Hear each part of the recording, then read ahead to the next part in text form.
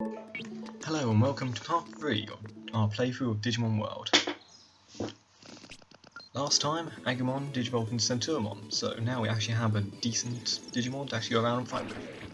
And I went to this battle forgetting that it had no health or MP. But as you see, we're doing quite well anyway.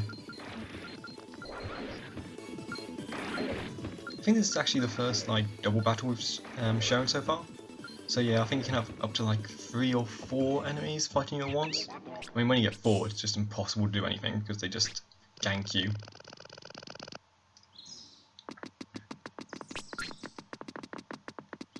So the bridge is out, but so how do we get across?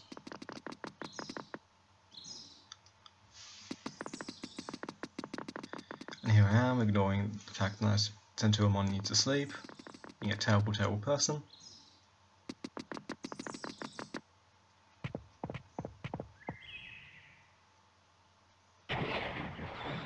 And so we find this thing.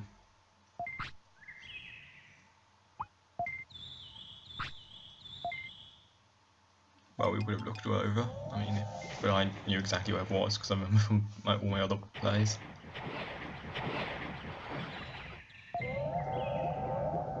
And so the best way they can think of getting us across is not to go on top, go on one of them this from across, it's to jump over them on their heads. And not even on their heads, it was kind of just in their heads, you kind of jumped inside them. And then, yeah, it's strange. And so we're now in the new area, the tropical jungle. This area is a fair bit more difficult than the previous area we were in. And so there's loads of different new enemies to fight. So we just decided to fight with this one. And because we have high attack and Spitfire, which is one of the fastest attacks in the game, we can basically just stun lock everything as long as it's one-on-one. So this thing doesn't even get a hit in, I don't think. And so I'm now showing off Centuremon's finishing move. And each Digimon, of course, has a different finishing move and they vary in strength, but generally, champions have more powerful ones than rookies. Ultimates have more powerful ones than champions, blah blah blah. Here we're fighting Dark Patamon, which actually is a bit of a pain really, because there's some really fast moves. Unfortunately we can't learn any of them because we have fire type and that's, I guess, air?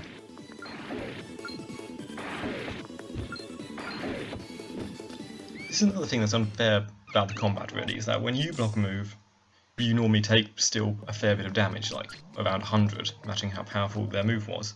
But when they block a move, they always take no damage at all. So quite often what you find is you'll get into a fight with something, and it'll just block, block, block, block, block.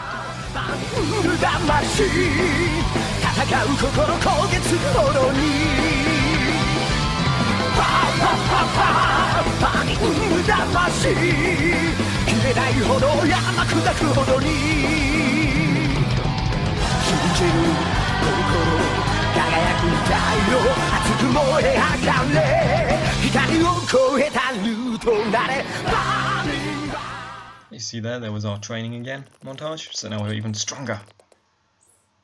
I'm not going to make one for Centuremon or every single Digimon because that would take ages. Plus Agumon's looks pretty cool, and Centuremon just kind of stands there and just makes a flailing animation at the various different things. And so we're coming up to our next major battle now. You're going to see that we're fairly over leveled for this bit, but oh well. Because you can probably beat this guy with a rookie, especially if they have Spitfire, and just stun lock him. And so he was complaining about being hot, so he attacks us because apparently attacking the Digimon that uses fire-based attacks will cool you down. It's very good reasoning, I think. Then again, I think most of the reasoning of everything in this game is pretty much nil. And see, there's what I say about them just blocking and taking no damage at all.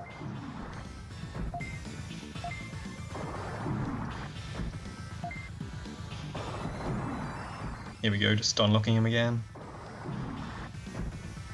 Stun lock.